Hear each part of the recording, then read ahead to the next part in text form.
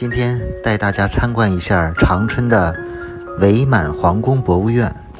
从外面看好像很普通。这个伪满皇宫博物院是5A 景区，门票70，比北京的故宫还要贵很多。里面有几个主要建筑，现在看到的是同德殿，也是整个伪满皇宫里规模最大的一座建筑。现在进入同德殿。同德楼还是体现了皇家宫殿风范，还有是一个中日合璧风格的建筑。溥仪1932年就来了长春，本来住在同德楼的旁边一个建筑，但日本人觉得比较寒酸，1938年就给他建了这个同德楼这个皇宫。但溥仪内心也并不信任日本人，所以一直没怎么在这里住。这次参观还特意花了120块钱请了个导游讲解，不过导游的声音实在是太小了，视频里根本就听不见。我们先来看看同德楼里的一些房间。这个是溥仪的客厅。溥仪作为中国的末代皇帝，一生有着传奇的色彩。他一共3次登基，一生娶过5个老婆。不过所有的一切下场都很悲惨。他的故事更多的人是通过电影电视剧《末代皇帝》来了解的，而实际上民间有更多关于他的传说和故事，基本上这些故事都是真实的。这是溥仪的卧室，不过没怎么住过。溥仪包括婉容基本都是住在旁边的另一个楼里。这个楼里面住的比较多的是溥仪的第4个老婆李玉琴来住的。本来这里是皇后婉容的卧室，不过婉容也没有住。婉容曾被溥仪打入冷宫，也是住在另一个楼里。这个是李玉琴的客厅，本来都是皇后用的地方，似乎享受了皇后的生活，但是在宫里也是非常的凄惨。这个是溥仪打台球的地方，台球厅。楼道也挺漂亮的。这个是溥仪的钢琴室，溥仪也曾学过钢琴，会弹几首。这个房间叫中国间，里面都是中式家具，也是溥仪招待他一些皇族子弟经常待的地方，还有一些小客厅之类的。这个是溥仪看电影的电影厅。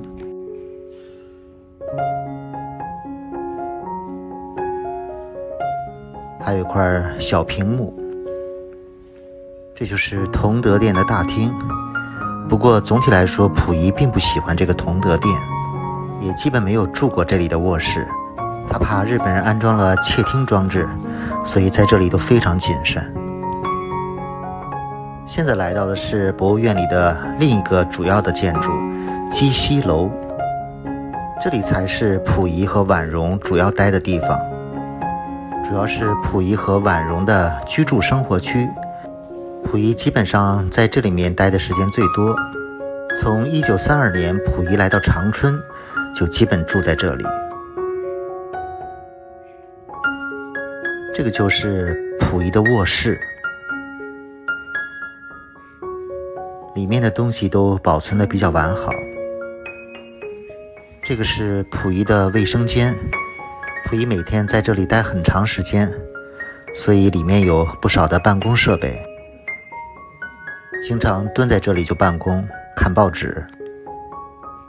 这是溥仪的书房书宅。这是溥仪的理发室，他的专职理发师还是个日本人。这是溥仪的佛堂，溥仪的中药房，因为溥仪身体不好，喜欢吃各种各样的珍贵药材。这个是皇后婉容的卧室。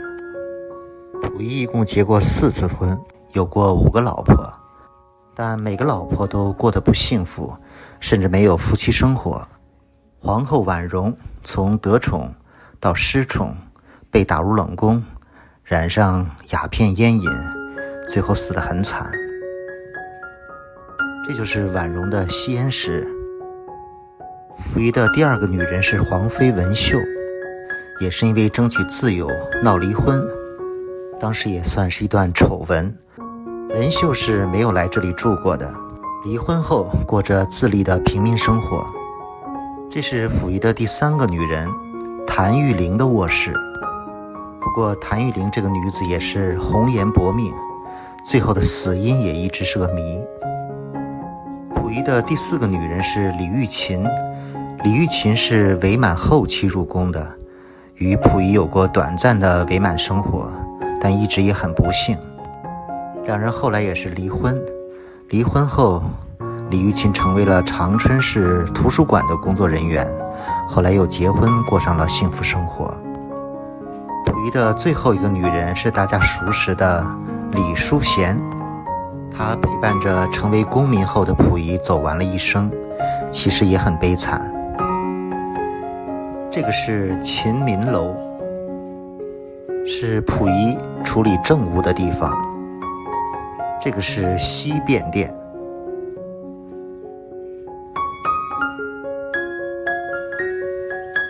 这边就是勤民殿，也是溥仪第3次登基仪式的地方。1934年3月1号，溥仪就是在这里举行了一生中的第3次的登基大典。看这个勤民楼，四周的建筑围着一棵树，有人把它解释为困字。这个房间叫赐宴厅，这个相当于宴会厅了。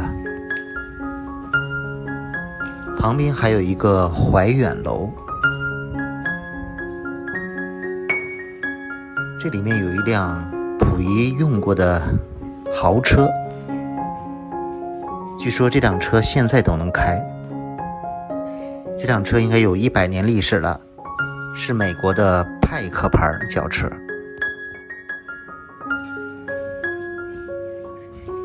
这里面还有个展览叫蓝徽幻影，这个蓝徽就是溥仪家族的皇室徽章。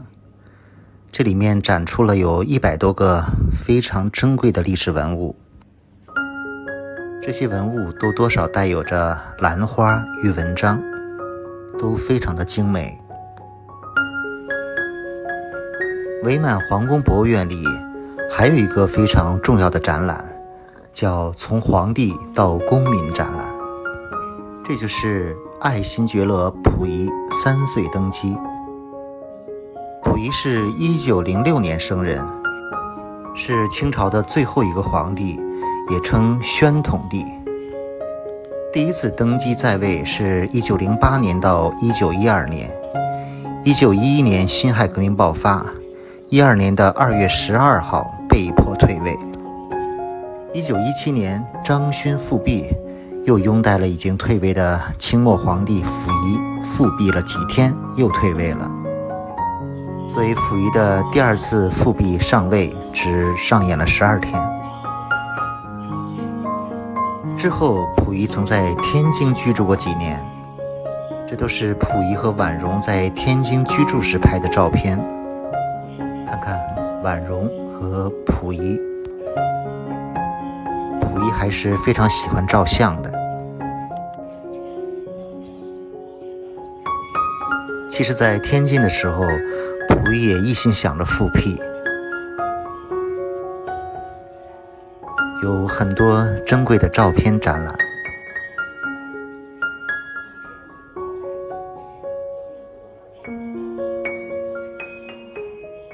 9·18事变之后，在日本人的控制下，溥仪开始做起了伪满洲国的傀儡皇帝。溥仪是在1932年开始前往东北的，1934年开始登基，第3次登基。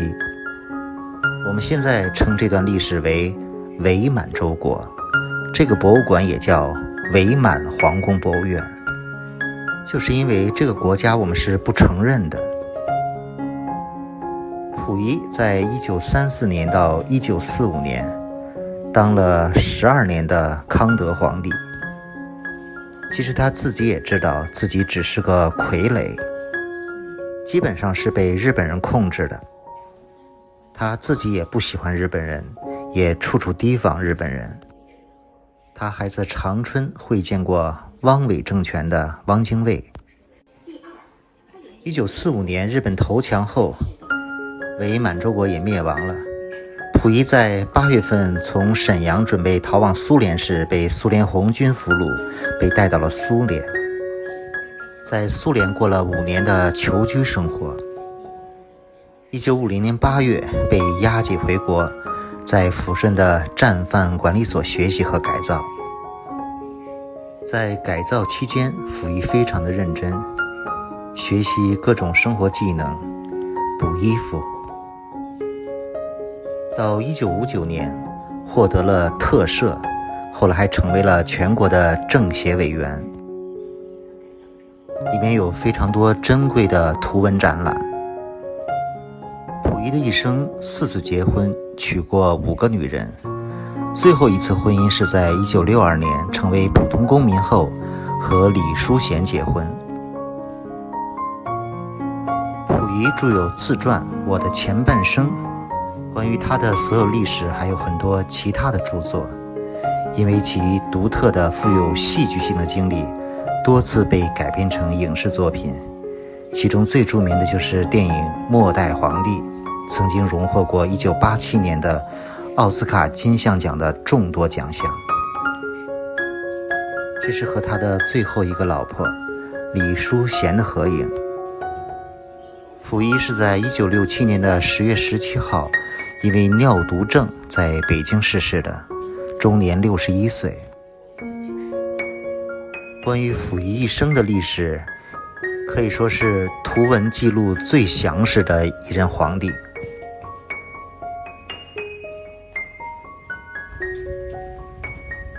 差不多2个小时，把整个的伪满皇宫博物院参观完了。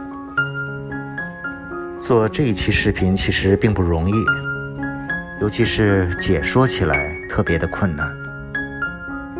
不过这确实是一段应该让人记住的历史。如果你对历史感兴趣，下次来长春一定要来这里看一看伪满皇宫博物院。也希望大家对这段历史，对溥仪有什么评价，可以在留言区里留言。谢谢大家的关注和支持。